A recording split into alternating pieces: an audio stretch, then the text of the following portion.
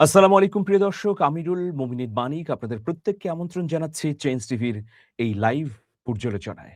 আমাদের বিষয় হচ্ছে ভারত এবং চীনকে আতঙ্কমুক্ত করলেন প্রধানমন্ত্রী তারেক রহমান তথা বাংলাদেশ।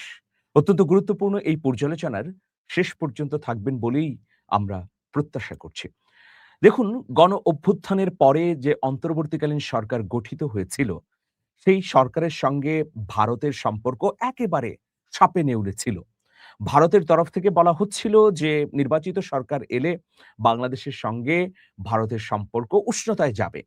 কিন্তু নির্বাচিত সরকার আসার পরেও ভারতের তরফ থেকে সেই ধরনের কোনো উদ্যোগ আমরা দেখছি না। বরং আমরা কি দেখতে পাচ্ছি? ভারতের পশ্চিমবঙ্গে বিজেপি সরকার ক্ষমতায় আসার পর পুশ ইন এর মতো বেআইনি কর্মকাণ্ড চালানো হচ্ছে। পুশ ইন বা পুশ ব্যাক এই দুটো কাজই কিন্তু আইন বহির্ভূত। কোনো দেশে যদি ভিনদেশী নাগরিক থাকে, তাহলে তাদের বিরুদ্ধে প্রচলিত আইন অনুযায়ী ব্যবস্থা নিতে হবে। তাদেরকে গ্রেফতার করতে হবে। এরপর আদালতে তুলতে হবে, মামলা দিতে হবে। সেই মামলার সাক্ষ্য প্রমাণ উপস্থাপনের পরিপ্রেক্ষিতে তার বিরুদ্ধে সাজা হবে।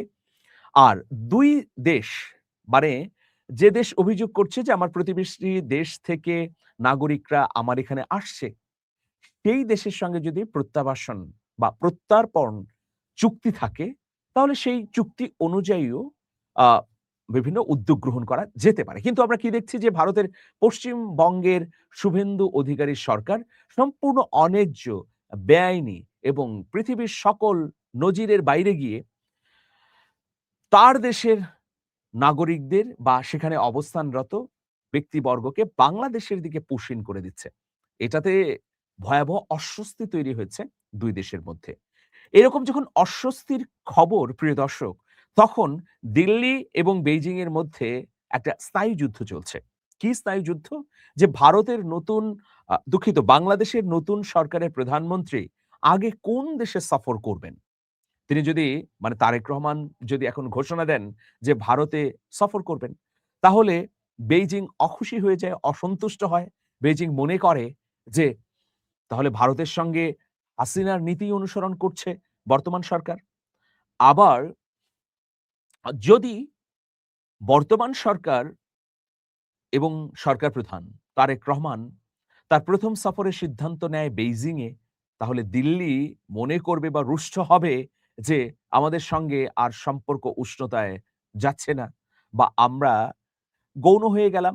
এই যে ২ দেশের মধ্যে একটা দ্বন্দ্ব, স্নায়ুযুদ্ধ এবং কূটনৈতিক ভয়াবহ পরিস্থিতি, সেই পরিস্থিতি থেকে নতুন একটা দিগন্ত তৈরি করেছেন বাংলাদেশের প্রধানমন্ত্রী তারেক রহমান। সেটা কি? তিনি ৩য় একটা দেশে ১ম সফরের চিন্তা করছেন। সেটা হচ্ছে মালয়েশিয়া। দক্ষিণ-পূর্ব এশিয়ার গুরুত্বপূর্ণ রাষ্ট্র মালয়েশিয়া। মালয়েশিয়াকে এমার্জিং টাইগার বলা হয়। উন্নয়ন, অগ্রগতি এবং এগিয়ে চলার ক্ষেত্রে আমাদের সমসাময়িক সময়ে এই রাষ্ট্রটির জন্ম হলেও অনেক দূর এগিয়ে গেছে। অর্থনীতিতে, সামাজিক, রাজনৈতিক, কূটনৈতিক নানা দিক বিবেচনায়। তো যাই হোক প্রিয় দর্শক, আ প্রধানমন্ত্রী তারেক রহমান তিনি সিদ্ধান্ত নিয়েছেন যে এ মাসের শেষ সপ্তাহের তিনি মালয়েশিয়া সফর করবেন। এই সরকারের দায়িত্ব নেবার পর এটিই হবে প্রধানমন্ত্রীর ১ম সফর। এর মধ্য দিয়ে দিল্লি এবং বেইজিং দুটো প্রতিবেশী রাষ্ট্রেরই একটা আশঙ্কা দূর হলো যে আমার শত্রু বাংলাদেশের বন্ধু নয়।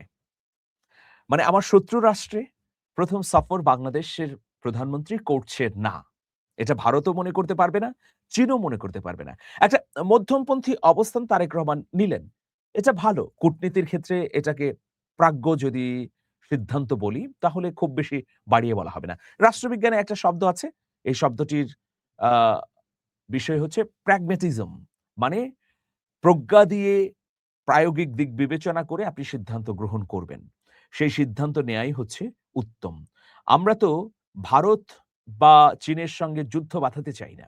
আমরা চাই ন্যায্যতাপূর্ণ সম্পর্ক। আমরা চাই সকল দাদাগিরি বন্ধ হোক। সেটা যেকোনো রাষ্ট্রের দাদাগিরি। মার্কিন যুক্তরাষ্ট্রও আমাদের উপর যে ছড়ি ঘোরাচ্ছে, এটা সম্পূর্ণভাবে অনাকাঙ্ক্ষিত এবং বাংলাদেশের মানুষের উপর আগ্রাসন। তো সেই দিক বিবেচনায় সাম্প্রতিক সময়ে যে কূটনৈতিক তৎপরতা বাংলাদেশের পক্ষ থেকে দেখা যাচ্ছে, তা ইতিবাচক। বাংলাদেশ পাকিস্তানের সঙ্গে জেট ক্রয়ের যেমন চুক্তি করেছে, গোয়েন্দা তথ্য সরবরাহের চুক্তি করেছে, একইভাবে তুরস্কের সঙ্গে সমরাস্ত্র কারখানার চুক্তিটি চূড়ান্ত হয়েছে। চীনের সঙ্গেও বাণিজ্যিক বিস্তৃতি এবং বাংলাদেশের বিভিন্ন প্রকল্পের দায়িত্ব দেবার কথা পাকাপাকি হচ্ছে। অন্যদিকে ভারতের জন্য বাংলাদেশ দরজা খুলে রেখেছে। ভারত যদি মনে করে বাংলাদেশের সঙ্গে সম্পর্ক উন্নয়ন করবে, করতে পারে। ন্যায্যতার ভিত্তিতে, সমতার ভিত্তিতে সেটা হবে। এই যে একটা অবস্থান, সেই অবস্থানটা ধরে রাখাই হচ্ছে সবচেয়ে গুরুত্বপূর্ণ। তার চেয়ে বড় গুরুত্বপূর্ণ হচ্ছে জনপ্রত্যাশা। মানুষ কি চায়? মানুষ ভারতের সঙ্গে যুদ্ধ বাঁধাতে চায় না। ভারত আমাদের উপর যে নিপীড়ন চাপিয়ে দিয়েছে, সেটার বদল চায়, সেটার পরিবর্তন চায়। এতটুকুই। এর বাইরে তো কিছু না। আমরা প্রতিবেশী বদলাতে পারব না, নিঃসন্দেহে। সেক্ষেত্রে ভারতকেও মনে রাখতে হবে বাংলাদেশ একটি স্বাধীন এবং সার্বভৌম রাষ্ট্র। তো যাই হোক প্রিয় দর্শক, তারেক রহমানের এই প্রথম সফর মালয়েশিয়ায় সেটি অত্যন্ত তাৎপর্যপূর্ণ হবে বলেই আমরা মনে করি। এই মুহূর্তে মালয়েশিয়া সরকারের প্রধানমন্ত্রী আনোয়ার ইব্রাহিম, তিনি মালয়েশিয়ায় প্রায় ৫০ বছর ধরে রাজনীতি করছেন। পোর খাওয়া একজন রাজনীতিক। মালয়েশিয়ার উন্নয়ন অগ্রগতির নেতা মাহাথির মোহাম্মদের সঙ্গেও তিনি কাজ করেছেন।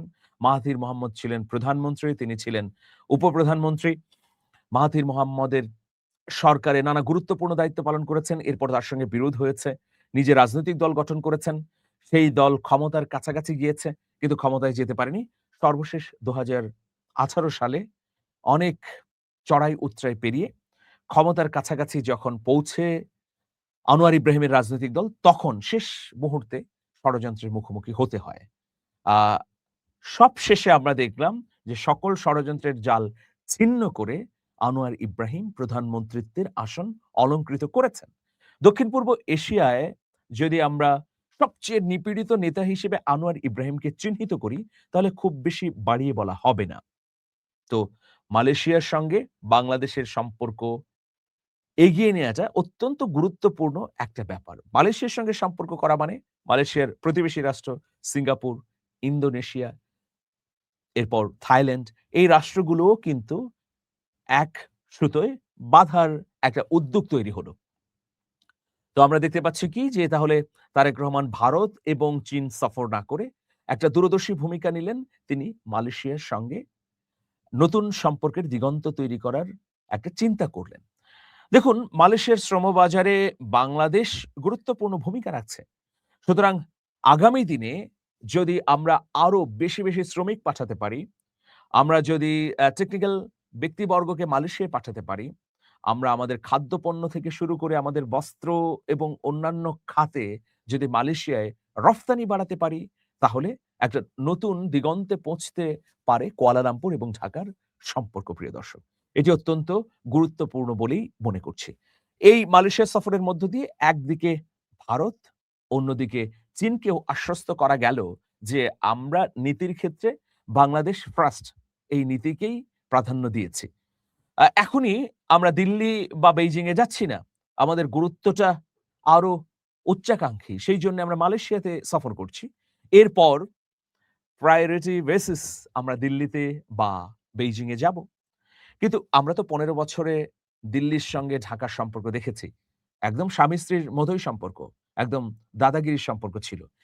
সেই জায়গাটাতে ভাঙতে হবে। সম্পর্ককে নতুন করে গড়ার উদ্যোগটি আগে নিতে হবে দিল্লিকে। সেইজন্যে অস্বস্তিকর যে জায়গাগুলো রয়েছে, এই যে পুশ ইনের ধারাবাহিক চেষ্টা, সীমান্ত হত্যা, এই যে বাণিজ্যিক ক্ষেত্রে একতরফা বিভিন্ন নীতি চাপিয়ে দেওয়া বাংলাদেশের উপরে, পানির ন্যায্য হিস্যা না দেয়া, সেগুলোর বিষয়ে যদি একটা ন্যায্যতার ভিত্তিতে সমাধানের উদ্যোগ দিল্লি না নেয়, তাহলে বাংলাদেশের সঙ্গে দিল্লির সম্পর্ক কিন্তু সুদূর পরাহতই থাকবে। এই বিষয়েও খুব দূরদর্শী এবং সুদূর প্রসারী চিন্তা নিয়ে বাংলাদেশ সরকার এগুবে, এটা প্রত্যাশা করি। প্রাথমিকভাবে অবশ্যই ধন্যবাদ পাবেন বাংলাদেশ সরকারের প্রধানমন্ত্রী তারেক রহমান। কারণ তিনি ভারত এবং চীন দুটোকেই বাদ দিয়ে তৃতীয় একটি রাষ্ট্র, যার সঙ্গে দীর্ঘদিনের আমাদের সম্পর্ক রয়েছে, সম্পর্ক উন্নয়নটাও অত্যন্ত জরুরি, সেই মালয়েশিয়াতে যাচ্ছেন। অনেক, অনেক ধন্যবাদ। অনেক, অনেক শুভেচ্ছা থাকলো। প্রিয় দর্শক, আজ এ পর্যন্তই। আপনাদের মতামত জানান। আল্লাহ হাফেজ।